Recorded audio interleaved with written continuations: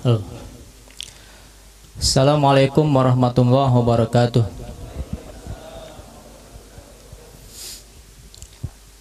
Alhamdulillah, alhamdulillahi rabbil alamin. Wassalatu wassalamu ala asrafil anbiya'i wal mursalin Sayyidina Muhammadin wa ala alihi wa sahbihi ajma'in. Allahumma faqihna fiddin wa alimna at-ta'wil amma ba'du.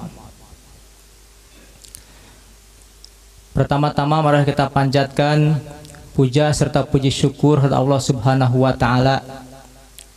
Alhamdulillah, pada sore hari ini kita diberikan nikmat sehat wal afiat sehingga bisa berkumpul di tempat yang mulia ini untuk mengikuti kegiatan yang sangat mulia, yaitu nuzulul Quran.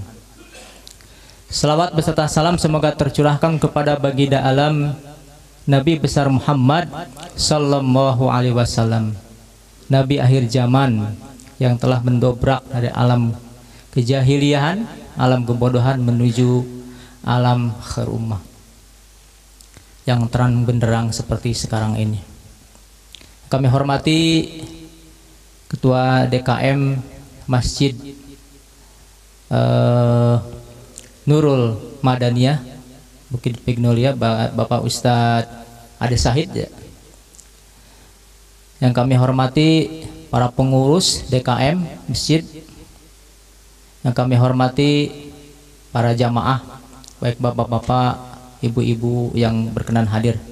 Tak lupa kepada pengatur acara yang telah memberikan waktu kepada saya. Hadirin yang kami hormati, yang dimuliakan oleh Allah Subhanahu wa taala. Alhamdulillah, kita sekarang masuk ke pertengahan bulan suci Ramadan. Bulan istimewa, bulan emas, bulan yang kita tunggu-tunggu kedatangannya. Alhamdulillah sekarang sudah datang. Sudah 15 hari ya, mau ke 16 berarti ya. Alhamdulillah. Sudah berapa kali hataman Bapak Ibu? Iya. Nah ini ya, mudah-mudahan selama 16 hari kita melaksanakan ibadah Ramadan ya, iman kita bertambah ya, akhlak kita bertambah baik, terutama 16 sampai akhir itu. Apalagi nanti 10 hari terakhir bulan Ramadan kita harus lebih semangat gitu untuk menggapai yang malam 1000 bulan, yaitu Lailatul Qadar. Walaupun tidak diketahui kapan terjadi Lailatul Qadar. Kira-kira ada yang tahu Lailatul Qadar terjadi kapan? Tidak ada yang tahu ya. Kan hikmahnya kalau dikasih tahu oleh Allah, misalnya Lailatul Qadar jatuh pada tanggal 27 Ramadan. Berarti orang akan beribadah tanggal 27 aja. Nanti aja tanggal 27 saya ibadahnya yang rajin. Sekarang mah nyantai aja dulu kan gitu. Jadi alhamdulillah tidak diberitahu. Nah, biasanya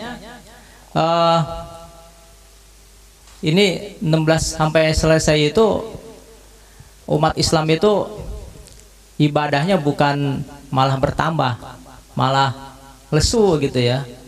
Ya terutama ibu-ibu kadang-kadang lebih mementingkan kebutuhan material, sibuk dengan beli pakaian, sibuk dengan bikin kue dan lain sebagainya. Nah, di saat umat Islam sibuk dengan hal-hal yang material, disitulah Allah menurunkan yang namanya Lailatul Qadar. Nah, tentunya orang yang akan dapat Lailatul Qadar itu orang yang melaksanakan ibadah secara konsisten dari awal sampai akhir ya. Kita ibadah imanan wa ihtisaban, bukan karena Lailatul Qadar, bukan, nanti kita ibadah imanan, mati puasa dengan penuh iman, penuh keikhlasan, seperti itu kan. Kalau nggak ikhlas ya bagaimana gitu. Nah, hadirin jamaah pengajian yang dimuliakan Allah Subhanahu wa taala. Di antara kemuliaan Ramadan yang sekarang ada itu ya, Ramadan adalah nuzulul Quran, turunnya Al-Quran. Jadi Al-Quran itu turun pada hari yang mulia, ya hari Jumat, bulan yang mulia, bulan Ramadan. Bulan Ramadan itu bulan yang mulia, di antara 12 bulan itu Ramadan bulan yang paling mulia. Bapak Ibu hafal bulan itu Hijriah? Hafal enggak? Hafalnya Januari, Februari ya. Ini umat Islam ada enggak? Kalau ditanya itu lahir bulan Hijriah tanggal berapa? Enggak tahu. Bulan Hijriah tanggal berapa? Taunya Ramadan aja, ntar kalau Syawal enggak hafal ya. Ya kan? Nah ini PR buat kita ya. Berarti apa? Muharram, Safar, Rabiul Awal, Rabiul Akhir, Jumadal Ula, Jumadal Tsani, Rajab, Sya'ban, apa Ramadan, Syawal, Dzulqa'dah, Dzulhijjah. Jadi nuzulul Quran, diturunkannya Al-Quran pada bulan Ramadan ini, berarti bulan yang istimewa. Bagaimana Allah Subhanahu berfirman dalam surah Al-Baqarah ayat 185? Bagaimana ayatnya? A'udzubillahi minasyaitonirrajim. Syahrul Ramadan alladzi unzila fihil Qur'an hudal linnasi wa bayyinatin minal huda wal furqan. Syahrul Ramadan, bulan Ramadan adalah alladzi unzila yang diturunkan Al-Qur'an. Al-Quran itu bagaimana? Dia sebagai hudal linnas, petunjuk bagi manusia. Al-Quran itu jadi petunjuk bagi manusia, petunjuk buat kita. Hudal linnas wa bayyinatin minal huda wal furqan, dan menjadi penjelasan-penjelasan mengenai petunjuk itu, minal huda wal furqan, dan pembeda antara yang hak dan yang batil. Nah, hadirin rahimakumullah, Al-Quran itu diturunkan kapan? Tadi sudah dijelaskan. Diturunkan secara langsung atau berangsur-angsur. Nah, diturunkan dua tahap ya. Yang pertama daf'atan wahidah, yaitu langsung, secara langsung. Jadi dari mana tuh? Lahul Mahfud ke Baitul Izzah, langit bumi, gitu. Langit di dunia.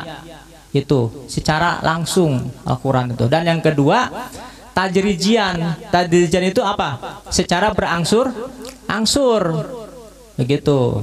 Di mana itu? Selama berapa tahun berangsur-angsur? 23 tahun. Berarti di Mekah 13, kemudian di Madinah selama setahun itu ya, 10 tahun. Nah, di mana itunya turunnya? Turunnya di mana, Pak? Di Gua Hiro. Mungkin ada orang yang bertanya, kok Al-Quran turunnya di Gua Hiro sih, bukan di masjid? Masjid kan tempat suci, ya betul nggak? Ada orang yang bertanya seperti itu ya. Mungkin kita jawab, pada waktu itu ada Ka'bah. Jadi pada zaman jahiliyah itu ada Ka'bah. Tapi Ka'bah itu dipakai untuk apa, Pak? Berhala-berhala. Sampai ratusan berhala di situ. Mungkin hikmahnya kalau Al-Quran diturunkan di Ka'bah, Ka'bah itu berarti sekarang masjid itu ya, berarti akan mengurangi itu apa namanya, kehikmahan, kemuliaan Al-Quran itu sendiri. Jadi diturunkan. Jadi Nabi Muhammad itu menerima Al-Quran itu yang pertama kali yaitu surah Al-Alaq.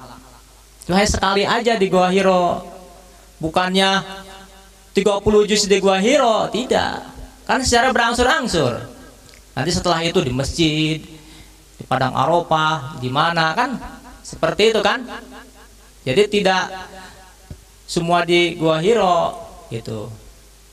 Bahkan Nabi di Gua itu hanya sekali ya. Bahkan hanya 2 kali ketika beliau dikejar-kejar oleh siapa? Quraisy di Gua Sur itu. Setelah itu tidak. Setelah itu bukan apa? Diturunkan ayat Al-Quran seperti itu. Nah, para jamaah yang dimuliakan Allah Subhanahu wa taala, pada tahun ketika beliau usia 40 tahun. Pada kesempatan kali ini kita akan mengambil hikmah dalam Isra Mi'raj, yaitu implikasi apa namanya, implementasi nilai-nilai Al-Quran. Nah, jadi Al-Quran itu tadi sudah menjadi petunjuk bagi manusia, berarti harus diambil ya nilai-nilai dari Al-Quran itu sendiri. Al-Quran, nilai-nilai keluarga di era digital. Nah, berarti kita harus tahu dulu definisinya Al-Quran itu apa, kemudian keluarga itu apa, era digital itu apa. Al-Quran itu definisinya apa? Al-Quran huwa kalamullah al-mu'jiz al-munazzal ala Nabi sallallahu alaihi wasallam biwasitati Jibril al-manqul ilai Nabi tawatur al-muta'abbad bitilawati. Jadi Al-Quran itu yang pertama dia kalamullah, firman Allah, bukan firman Nabi Muhammad, bukan perkataan Nabi Muhammad. Makanya Nabi Muhammad dijadikan Allah sebagai Nabi Ummiyun. Kalau Nabi Muhammad yaqra wa yaktub, mungkin ada guru Nabi Muhammad, buku Nabi Muhammad seperti itu. Jadi firman Allah al-mu'jiz, berupa mujizat Al-Quran itu. Bapak Ibu ya, mujizat itu apa? Kejadian luar biasa dari Allah kepada para rasul. Bahkan mujizatnya pun mujizat kubro, mujizat akliyah, bukan mujizat kauniyah. Kalau kauniyah itu seperti mujizat Nabi Musa, Allah memberikan apa? Tongkat, tongkat menjadi ular, tongkat bisa membelah lautan, bisa membelah batu gitu. Setelah beliau wafat, mujizatnya ada nggak? Tidak ada. Allah memberikan mujizat kepada Nabi Isa, bisa menghidupkan orang mati. Setelah beliau wafat, ya tidak ada. Memberikan mujizat kepada Nabi Ibrahim, setelah berupa apa itu? Dingin, ketika dibakar gitu kan. Ketika beliau wafat tidak ada. Tapi kalau Al-Quran itu solihun dikuli zaman wa makan. Bahkan Al-Quran ini beda dengan kitab-kitab yang sebelumnya. Kitab apa yang pertama itu? Jabur. Nabi siapa itu? Nabi Daud. Kemudian Taurat. Taurat Nabi Musa. Nabi Musa sudah selesai, kemudian disempurnakan oleh apa? Injil. Nabi siapa?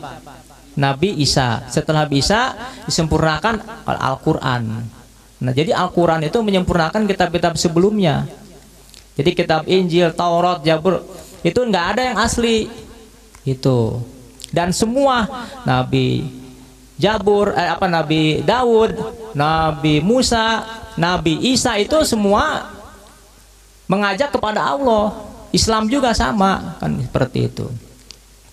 Kalau sekarang ada orang mengaku Injil asli, Injil yang seperti apa gitu, dihafal aja nggak ada yang hafal. Bahkan apa artinya, bahasanya pun beda-beda. Injil yang sekarang di Indonesia pakai bahasa Indonesia, di Jerman pakai bahasa Jerman, di Jepang pakai bahasa Jepang. Beda dengan Al-Quran. Al-Quran di Indonesia pakai bahasa Arab, di Jerman pakai bahasa Arab, di mana pakai bahasa Arab dan mudah dihafal. Inilah keistimewaan Al-Quran, menjadi apa namanya tadi, mukjizat akliyah. Jadi kita harus bersyukur gitu ya, dijadikan oleh Allah Subhanahu wa ta'ala sebagai orang-orang yang beriman. Nah, para hadirin rahimakumullah, kemudian sebagai pegangan hidup umat Islam, berarti Al-Quran memberikan implikasi bahwa dalam Al-Quran itu banyak nilai-nilai yang terkandung di dalamnya. Di antaranya adalah nilai-nilai keluarga. Keluarga, usroh. Keluarga itu apa artinya? Usroh. Usroh itu apa? Berarti bagian terkecil dari masyarakat. Terdiri dari siapa? Kepala keluarga. Ada siapa? Ada istri, ada anak, gitu kan? Nah, berkumpul di situ, di rumah, di suatu tempat, dan saling apa? Ketergantungan satu dengan yang lain. Nah, di dalam keluarga itu ada nanti istilahnya berumah tangga. Nah, sekarang banyak orang yang tidak mau berumah tangga, Bapak Ibu. Makanya ada LGBT, lesbian, homo, dan nggak mau nikah. Makanya kalau negara melegalkan itu nanti habis kan gitu. Contoh di Jepang aja, kalau lihat pegawai-pegawai itu yang kerja-kerja itu kan nenek-nenek, kakek-kakek itu. Karena ya jarang orang gitu ya. Alhamdulillah kalau di Indonesia tidak seperti itu. Nah, ini hikmahnya dalam berumah tangga. Nah, tentunya ke rumah tangga itu merupakan fitrah ya, fitrah dari setiap individu kita, kita sebagai makhluk sosial untuk membentuk keluarga, di mana keluarga itu mempunyai fungsi keluarga itu banyak sekali ya, untuk mendidik, menasehati, membina anak dan lain sebagainya. Nah, dalam berkeluarga tentu kita ingin menciptakan apa yang ada dalam Al-Quran, apa? Sakinah, mawadah, warohmah. Sakinah itu apa? Tentram. Hidup di dunia ini dalam berkeluarga dalam keadaan tentram. Sakinah, kemudian mawadah, saling mencintai. Warohmah, apa? Kasih sayang. Nah, berarti keluarga ini diperlukan yang namanya apa? Pemahaman terhadap Al-Quran. Di dalam Al-Quran itu bukan hanya mengajarkan sholat, puasa, haji, tidak. Semua aspek ada. Tentang keluarga ada, tentang ekonomi ada, tentang budaya ada, tentang iptek ada. Ada di sini jadi guru. Ngajarkan matematik ada di Al-Quran, fisika ada, biologi ada, apa aja ada di Al-Quran. Tidak ada satupun yang tidak ada dalam Al-Quran. Jadi kita harus memahami isi Al-Quran itu sendiri. Sebagai keluarga ya, kepala keluarga. Di samping itu apa? Setelah memahami, harus mengamalkan isi dari Al-Quran itu sendiri. Nah, ini namanya keluarga. Kemudian digitalisasi. Nah, sekarang digitalisasi merupakan suatu keniscayaan ya. Tahun 2000 aja infonya di Kominfo sekitar 175 juta ya orang menggunakan ya, internet gitu. Apalagi sekarang mungkin anak kecil pakai gitu. Mau tidak mau kita harus menggunakan itu semua. Bagaimana kalau misalkan tidak, akan ketinggalan. Apalagi berarti kita hidup di zaman era globalisasi. Era globalisasi itu zaman bercampur baurnya budaya antar bangsa sedunia. Jadi kita harus memilah dan memilih seperti itu. Memfilter keluarga kita dari hal-hal yang tidak diinginkan. Seperti itu ya. Nah, berarti dengan handphone contohnya ya, itu akan mengantarkan seseorang ke sorga dan mengantarkan seseorang ke dalam api neraka. Bapak pengen apa aja bisa, Pak. Saya pengen nonton, mohon maaf ya, misalkan video apa-apa porno, tinggal klik aja. Bisa nggak tahu caranya, bisa nggak, Pak? Video misalkan, ya kan? Wah, saya pengen nonton ini, gambar-gambar, itu bahaya. Hati-hati Bapak Ibu ya, kalau misalkan punya anak, hati-hati tuh. Jangan sekali-kali dia menyodorkan gambar-gambar yang tidak senonoh. Nanti kalau dilihat orang, itu dosa terus. Semakin banyak orang melihat, semakin banyak dosanya. Jadi harus hati-hati. Mengantarkan ke surga. Nah, sekarang banyak kita ketahui di dalam handphone itu keilmuan-keilmuan yang harus kita miliki, ilmuwan keagamaan. Bahkan ada istilah di situ, ada maktabah samilah. Maktabah samilah itu berarti maktabah secara lengkap. Jadi kitab-kitab tafsir apa aja ada di situ. Kitab-kitab hadis, kutubus sitah, Sahih Bukhari, Sahih Muslim, Sunan Ibnu Daud, Sunan At-Tirmidzi, Sunan An-Nasai, Sunan Ibnu Majah. Itu dalam satu file ada. Jadi sekarang itu sebetulnya tidak perlu kerepotan membeli kitab yang banyak-banyak, itu sudah dikemas sedemikian rupa oleh para ahli. Makanya umat Islam itu harus ahli IT, harus bisa. Nah, sekarang kita harus berpacu dengan mereka seperti itu ya.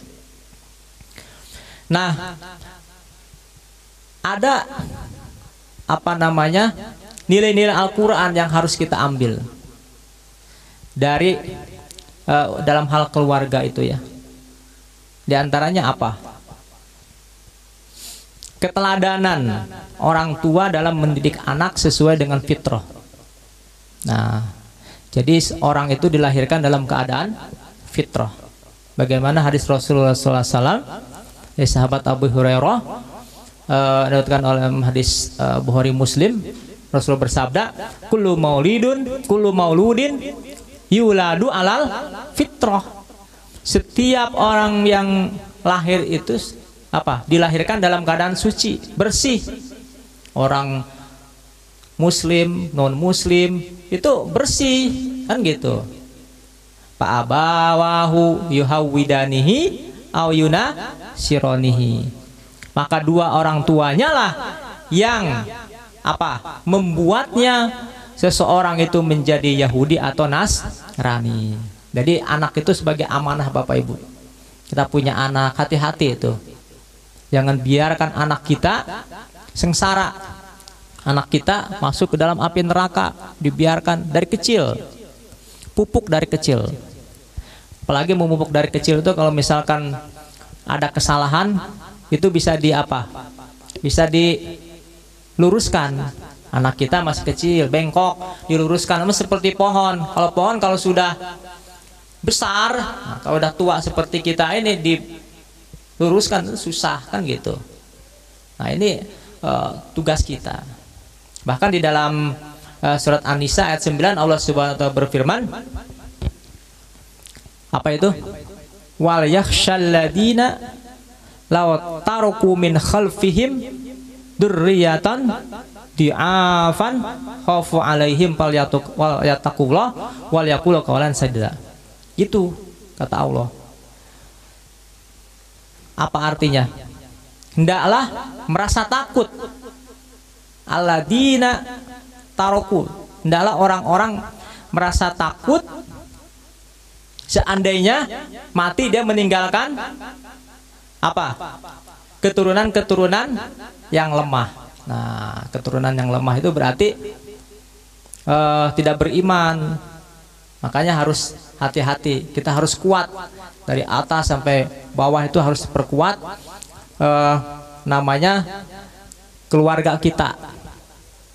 Kita harus jadi teladan. Gimana anak kita mau baik kalau kita sendiri ya berakhlak yang tidak baik. Anak sekolahin di SDIT, sekolahin di pesantren segala macam, tapi dia tidak sholat, subuh kesiangan, nah gitu. Jadi jangan nyuruh anak berbuat baik, kita harus menjadi teladan. Insya Allah akan baik seperti itu ya. Nah, kemudian yang selanjutnya adalah ajarkan anak-anak membaca, ajak ke pengajian gitu. Nah, kita menjadi teladan itu, harus mau ngaji, jangan malu-malu kan gitu. Ada pengajian kita hadir, di majlis taklim, di masjid gitu. Itu sebagai teladan. Nanti anak kita ngikut gitu. Biarin kalau anak kita berisik di masjid ya biarin aja. Jangan diomelin, dipukulin, biar Pak. Kalau nggak ada anak sepi ya. Ya kan? Alhamdulillah itu. Disitulah apa muncul apa namanya bakat-bakat anak itu. Selama tidak merusak ya tatanan masjid ya masih wajar-wajar saja seperti itu ya. Nah yang kedua apa? Kita selaku orang tua itu bertanggung jawab secara moral. Amanah yang ditunaikan oleh Allah Subhanahu wa taala, menunaikan amanah. Jadi bukan hanya kepada anak. Kita punya istri, istri kita harus tanggung jawab, kita harus bertanggung jawab terhadap apa kesuksesan dia itu, mengantarkan dia ke surga. Jadi jangan rajin sendiri aja, ke masjid rajin sholat tadarus segala macam, anaknya nggak disuruh sholat, nggak disuruh tadarus, jangan. Bahkan harus dipukul kalau anak nggak mau sholat, nggak ini kan seperti itu. Istrinya juga sama. Dan kadang ada yang apa tuh, SST apa tuh, suami-suami takut istri, ada itu nggak berani nyuruh istri sholat. Gimana itu, pukul aja apa, istri nggak mau sholat tuh gimana itu, ya kan? Tapi sebaliknya suaminya kadang-kadang ya subuhnya kesiangan. Nah, gimana itu kalau ada seperti itu? Berani nggak ibu berdakwah kayak ke suami? Ya jangan takut gitu ya dalam hal berdakwah. Nah, ada Al-Qur'annya di situ. Surat At-Tahrim ayat 6. Ya ayyuhalladzina amanu qu anfusakum wa ahlikum naro wa quduhan nas wal hijarah. Ya ayyuhalladzina amanu yang beriman, qu anfusakum, jagalah dirimu. Jagalah dirimu, bukan dirimu aja, anfusakum wa ahlikum, dan keluargamu dari api neraka. Wa quduhan nasu wal hijarah. Di mana api neraka itu bahan bakarnya manusia dan batu-batuan. Jadi bukan apa namanya kayu. Bahan bakar di neraka itu manusia. Karena manusia kalau dibakar lama ya Pak. Beda dengan kayu kan. Nah, dan batu-batuan panas sekali. Waquduhan nasu wal hijarah 'alaiha malaikatun. Nah, ada malaikat apa? Syidadun. Asar, keras, sangar gitu kan. La ya'sunallaha ma marhum. Dia tidak bermaksiat kepada Allah apa yang diperintahkan Allah Subhanahu wa taala. Wa yaf'aluna ma yu'marun, dan mengerjakan apa yang diperintahkan oleh Allah Subhanahu wa taala, yaitu malaikat siapa? Malaikat Malik. Apa tuh? Masuk neraka itu penjaga neraka, malaikat Malik. Harus percaya Pak, ada yang malaikat. Ada kan rukun iman kan? Percaya nggak Bapak Ibu pada rukun iman? Percaya kepada Allah nggak? Ya, di mana Allah? Ada tahu? Ya, jangan percaya kepada Allah, harus ya dengan kekuasaannya aja kita lihat. Ada langit tidak pakai tiang gitu kan? Kita bisa bernapas dan lain sebagainya, itu kekuasaan Allah. Hal-hal yang gaib, ada surga dan neraka, ada jin, ada malaikat, itu harus kita imani, ada keimanan. Nanti setelah kita meninggal ada kehidupan lagi di akhirat kelak, seperti itu. Nah, ini harus dijaga. Bagi sekarang dengan digitalisasi anak-anak itu tadi dengan handphone, harus dihati-hati. Jangan mentang-mentang anaknya pesantren ya. Ya anak santri juga ya belum tentu masuk surga ya kan, kurang, iya kan? Yang nama iman yazid wayankus, naik turun, tetap jangan terlalu pede gitu. Banyak santri juga yang pacaran kan gitu. Ustadz juga ada juga yang gak bener kan, ustadz kiai ya banyak seperti itu. Jadi kita harus sama-sama watawasau bil haq watawasau bisob. Apalagi di zaman sekarang ini orang-orang banyak yang mengikuti apa? Tradisi-tradisi orang-orang Yahudi dan Nasrani. Dari segi pakaian. Sekarang aja coba Bapak Ibu. Bapak punya istri enggak? Ada yang punya istri? Istrinya pakai kerudung enggak? Nah itu. Nah, kalau istrinya nggak pakai kerudung, itu tanda tanya, kok bisa gitu. Punya suami nggak bisa mendidik istri kan gitu. Punya anak pakai kerudung nggak? Nah, jadi jangan dibiarkan, jangan membiarkan apa namanya anak istri kita tidak memakai kerudung. Bahkan menutup aurat itu yang bagus itu harus memenuhi 4T ya ibu-ibu. Jadi jangan cukup saya mah menutup aurat pakai kerudung udah bebas, tidak ya. Ada 4T. 4T itu apa? Yang pertama tutup aurat, yang kedua apa? Tidak transparan. Tahu nggak transparan? tembus pandang. Misalkan bapak coba tuh istrinya suruh pakai apa tuh daleman hitam, ya kan? Kemudian bajunya putih. Wah, pasti itu laki-laki yang tadi ngantuk-ngantuk ngelihat itu langsung bangun, ya, ya kan? Ada yang seperti itu. Itu tembus pandang, nggak boleh. Tidak ngetat. Nah, yang gemuk-gemuk ibu-ibu tuh pakai baju anak-anak yang kecil, ya, ngetat, berbentuk. Wah, itu kan mengundang, ya kan? Betul tidak?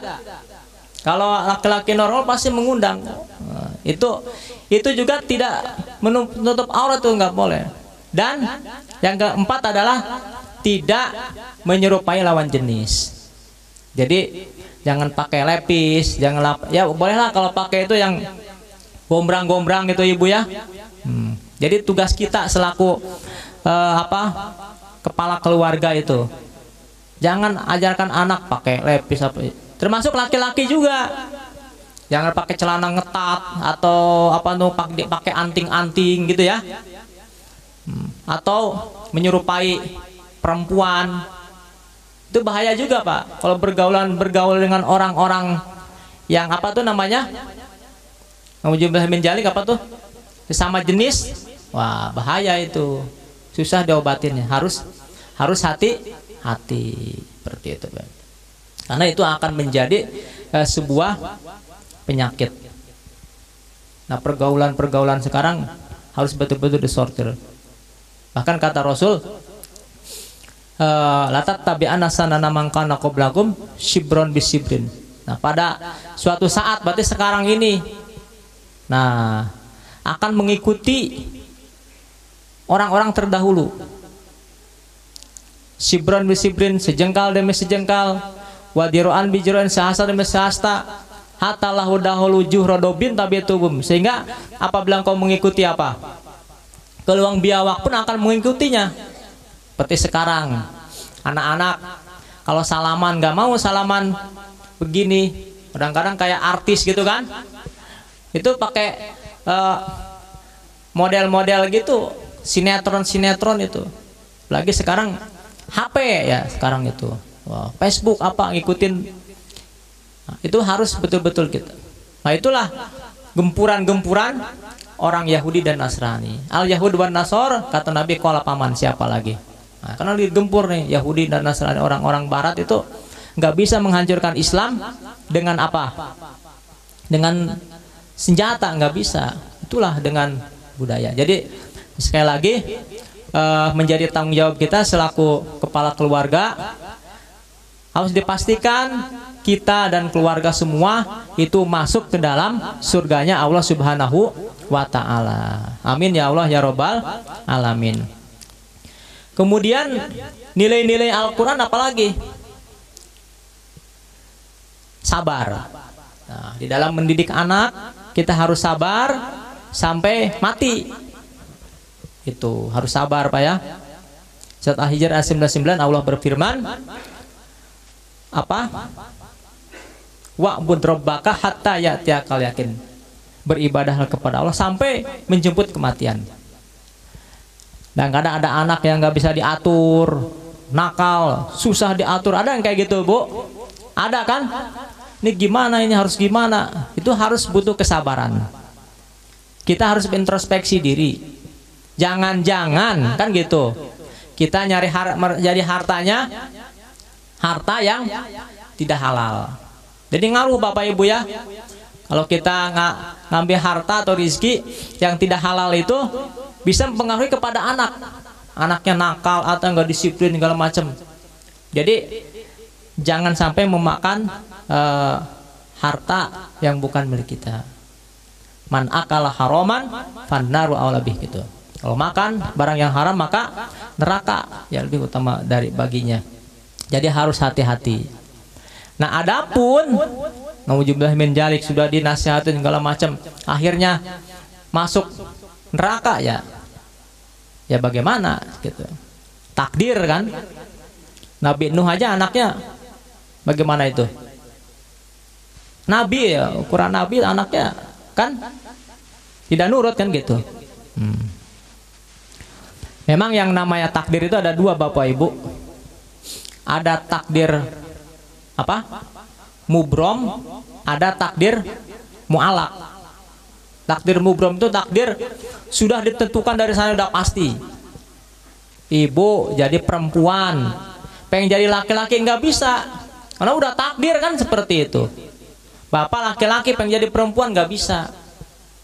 Lahir pada tanggal ini ya tentuan Allah. Meninggal, itu kan jodoh, itu sudah takdir mubrom. Nah, takdir mu'alak adalah masih berusaha. Nah, kita berusaha. Jadi jangan gara-gara takdir rezeki ditentukan oleh Allah kita nggak mau usaha. Udah aja diam di rumah. Betul apa salah, Pak? Ya nggak bisa. Kita harus berusaha semaksimal mungkin. Yang penting kita niat berusaha. Insya Allah ada jalannya. Semut aja bisa makan, masa kita tidak? Gitu kan? Nah, kita harus berusaha. Apalagi mendidik anak gitu ya. Kalau misalkan tidak bisa ya berusaha semaksimal mungkin. Nggak bisa, kita aja nggak bisa baca Quran, pesantrenin kan, masukin ke sekolah-sekolah Islam kan bisa. Kemudian ngaji seperti ini, anak-anak kalau maghrib subuh gitu, ajak oleh kita semua. Kita berusaha seperti itu, bertutur kata yang baik. Kalau anak misalkan nggak nurut, jangan main pukul. Kita pakai kasih sayang kepada anak. Gimana caranya? Pakai strategi jitu agar menjadikan anak kita itu betul-betul menjadi anak yang soleh. Kita juga harus berdoa, harus sering berdoa kepada Allah untuk jadikan punya anak-anak yang soleh dan soleha. Dan jangan sekali-kali membeda-bedakan anak perempuan dengan laki-laki. Wah, perempuan, buat apa anak perempuan? Anak laki-laki kan gitu. Ya kan? Jangan, sama laki-laki dan perempuan makhluk Allah ya, sama-sama mulianya kan gitu. Atau buat apa anak laki-laki mendingan perempuan? Ada nggak yang seperti itu? Sama seperti Fir'aun ya. Fir'aun itu pekerjaannya apa? Membunuh anak laki-laki. Anak yang lahir dibunuh. Siap ada laki-laki lahir dibunuh, laki-laki lahir dibunuh. Kecuali kalau perempuan aman. Seperti itu. Tapi nauzubillah min dzalik Bapak Ibu sekalian ya. Ada yang itu Fir'aun tuh kejam. Ada yang lebih kejam lagi. Membunuh anaknya sebelum lahir. Nah, aborsi. Nauzubillah min dzalik. Ada nggak yang seperti itu? Itu lebih kejam dari Fir'aun.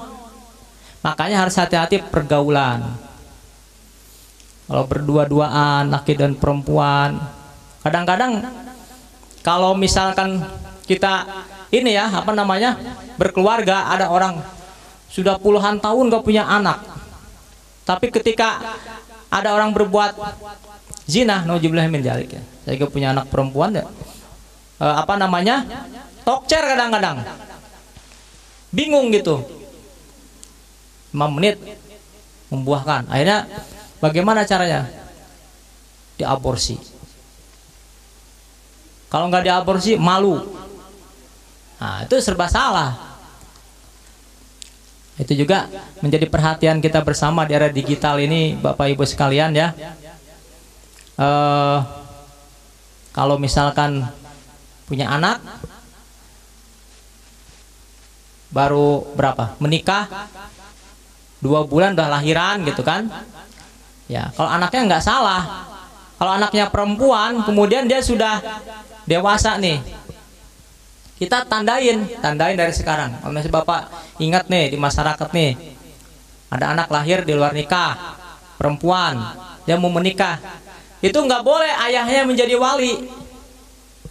Awas itu, jangan gak ada istilah malu, nggak ada itu. Karena kalau misalkan dia menikah, walinya itu, maka seumur hidup dia akan melakukan perzinahan berarti harus wali hakim. Nah disitulah harus hati-hati kita selaku orang tua gitu kan. Ceklah yang namanya HP, Facebook, apa Instagram, apa segala macam. Tapi jangan terlalu preventif, nanti anak malah apa namanya stres nanti jadinya. Dengan hikmah wal mau'idah al hasanah. Nah ini ya Bapak Ibu sekalian. Kemudian di era digitalisasi juga kita harus apa, dikasih waktu sampai jam 6 kurang 10 ya Pak Ustaz. 5 menit lagi nih, ini materi 2 jam lagi mana. Ya. Jadi tabayun, selaku orang tua kita harus tabayun. Tabayun itu gimana? Harus klarifikasi terhadap informasi-informasi yang muncul itu, harus ya jangan termakan hoax. Kadang-kadang benci ke mantan presiden atau ada yang dikirim padahal itu hoax. Kan bisa gambar itu dirobah-robah kan, seperti itu. Ya kan? Apalagi niatnya untuk mencaci maki, menghina, itu nanti Bapak Ibu termasuk orang-orang yang muflis. Muflis itu siapa? Orang yang bangkrut. Bukan bangkrut usahanya, tetapi nanti di akhirat kelak dia akan bangkrut, akan habis amal perbuatannya. Jadi orang bangkrut itu adalah orang yang datang pada hari kiamat membawa pahala sholat, pahala puasa, pahala zakat, pahala haji dan sebagainya, ya, dan seabrek-abrek pahala, gitu kan? Namun pahala itu ditimpakan oleh Allah kepada orang yang dizolimi, gitu. Makanya kalau dizolimi orang harus senang, apalagi yang dizoliminya ustadz gitu ya. Berarti senang itu, ketiban pahala ya. Ya, jadi Bapak Ibu kalau dihina orang, dizolimi orang, jangan merasa itu tersiksa. Ya alhamdulillah, seperti itu. Hati-hati, makanya dengan tadi informasi harus tabayun ya. Tabayun itu termasuk hoak gitu kan, bisa muflis, penghinaan. Nah termasuk mulut, maka harus dijaga mulut kita harus betul dijaga. Ya, dengan WA itu ketik-ketiknya ya, termasuk ya mulut juga gitu kan. Apalagi dengan mulut sekaligus. Hati-hati, jangan sampai kita menjadi kepala keluarga atau ibu rumah tangga bermusuhan dengan saudaranya. Ada nggak yang bermusuhan? Hah? Kalau berantem dengan tetangga jangan lebih dari 3 hari. Di dunia ini sempit Bapak Ibu ya. Kalau punya musuh, tetangga dengan tetangga, gara-gara beda partai, beda ormas, beda pilihan, wah gitu kan? Sampai sekarang nggak mau akur, gimana? Nggak boleh seperti itu. Allah saja Zat yang maha pengampun dosa besar. Bapak berzina, mabuk-mabukan, merampok, segala macam gitu kan. Berdoa kepada Allah, istighfar, taubatan nasuha, diampuni dosanya. Ini kadang-kadang manusia hanya salah gara-gara apa itu? Ngelihat saudaranya beli baju gitu kan. Kok orang beli baju bukannya senang malah hasud ya kan, ngomongin segala macam misalkan ya, sampai sekarang nggak akur ya. Jadi wayahna ya kita dengan saudara tetangga dipastikan, apalagi sekarang di bulan Ramadan, maaf-maafan itu harusnya sebelum Ramadan Pak, maaf-maafan supaya ibadahnya nggak terganjal. Kadang-kadang orang ngaji Qur'annya malas, tarawahnya malas, ibadah malas. Itu mungkin masih ada sangkut dengan hak adami gitu. Jangan salaman itu udah mau lebaran. Kalau lebaran udah salaman itu lagi gitu ya. Nah, itu harus hati-hati. Juga dalam ini keluarga ini. Pastikan keluarga kita, tetangga-tetangga kita semua keluarga Qurani seperti itu. Jangan sampai terjadi percekcokan gitu ya. Termasuk dengan ini apa namanya suami istri. Kalau misalkan istrinya ngomel-ngomel, berarti istri solehah namanya, ya kan? Ngomel itu obat, itu kan? Ngomel itu obat, gitu. Ya. Ibu juga harus curiga kalau ada suami baik banget gitu. Jangan-jangan dia punya istri lagi itu, ya kan? Yang biasanya biasa aja kok tiba-tiba baik banget gitu. Ya silahkan aja kalau menikah lagi, asal harus sesuai gitu ya. Tapi kadang-kadang suka tidak sesuai. Suka tidak. Ya kalau misalkan tidak sesuai, jangan coba-coba. Apalagi tidak diketahui oleh istrinya. Itu sangat-sangat berdosa, Bapak Ibu ya. Kemudian yang terakhir ada bentar dikit lagi. Dalam hal keluarga juga kita harus apa? Memilah-milih yang perbedaan pendapat tadi tuh. Kadang-kadang berantem saudara dengan saudara karena perbedaan pendapat. Ini tarawehnya 8 rakaat, ini taraweh 20 rakaat. Para saya jangan, biasa aja gitu. Di masjid ini ada mau 8, ada 8, mundur, itu kan? Yang 20 lanjut. Nanti kalau udah witir, yang 8 maju lagi, kan indah, ya kan? Saya nggak mau tahlilan, nggak usah tahlilan gitu. Saya mah doyan tahlil, jangan mengganggu orang yang nggak tahlil. Jangan bid'ah-bid'ahin orang yang nggak tahlil, kan orang yang tahlil. Nah gitu. Jadi perbedaan pendapat itu merupakan suatu rahmat seperti itu. Jadi jangan gara-gara beda apa namanya mazhab, beda ini kemudian bertikai. Mudah-mudahan di masjid ini nggak ada ya. Biasanya masjid itu kerjaannya gitu ya, pengurus masjid para sehat itu ya. Wah ini mah NU nih, pengurusnya NU semua, Muhammadiyah jadi nggak mau sholat di sini gitu. Nanti ganti lagi pengurusnya ketua Muhammadiyah, pengurus Muhammadiyah semua itu tidak arif dan bijaksana gitu. Ya selama dia Islam, apalagi Islamnya Islam yang baik, gitu kan. Kecuali kalau aliran sesat, nah, kan sekarang banyak aliran-aliran sesat ya. Bapak Ibu jamaah pengajian yang Allah Subhanahu Wa Taala, karena waktu tidak memungkinkan, dicukupkan sampai sekian.